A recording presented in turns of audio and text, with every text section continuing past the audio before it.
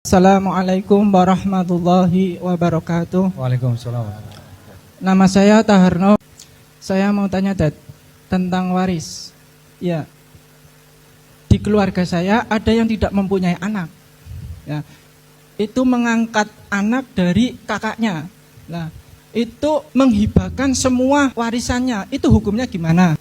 Ketika dia membesarkan anak dari abangnya ini, menjelang mati mungkin ya, atau sudah mati? Oh, masih hidup. Masih hidup lalu kemudian menghibahkan seluruh hartanya kepada anak asuhnya itu yang juga merupakan keponakannya gitu.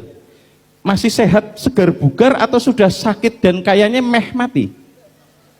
Oh, masih segar bugar. Kalau masih muda, segar bugar, kelihatan jauh, ini secara pandangan manusia ya, kayaknya tah suwe matine gitu.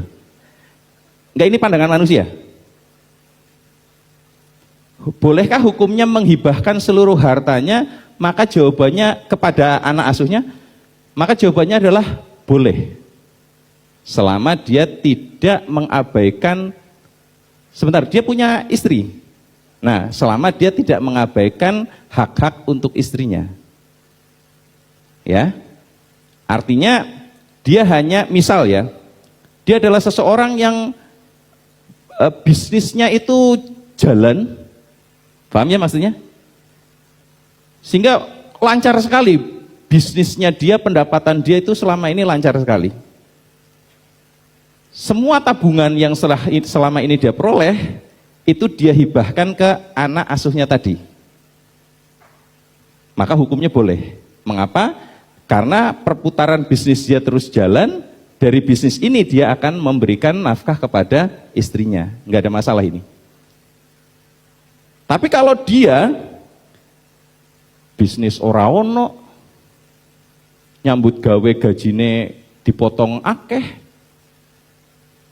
kok semua tabungannya, hartanya dihibahkan ke si anak asuh, sehingga membuat hak istrinya itu terabaikan. Haram hukumnya dia melakukan ini. Oke? Ini dengan catatan dia masih muda, sehat.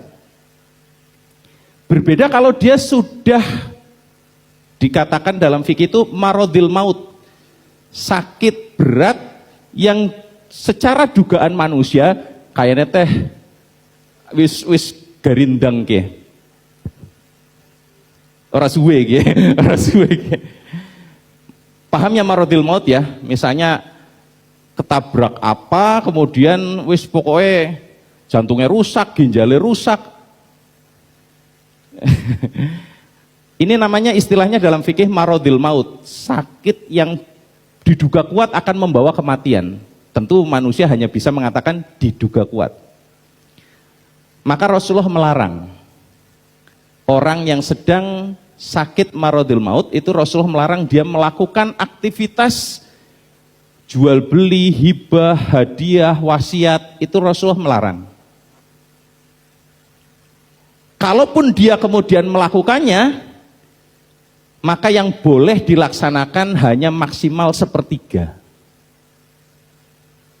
Misal, fulan tadi itu yang diceritakan, itu dia tadi tabrakan dan kondisinya jantungnya bocor, paru-parunya bocor, ginjalnya bocor, pokoknya marodil maut lah. Kemudian dia punya tabungan sekitar 300 juta, kemudian dia punya tanah, rumah, kok dia hibahkan seluruhnya kepada anak asuhnya tadi. Hukumnya nggak boleh. Hukumnya nggak boleh. Kalaupun dia kemudian memaksakan dan akhirnya mati, maka yang boleh dilaksanakan hanya maksimal 1/3.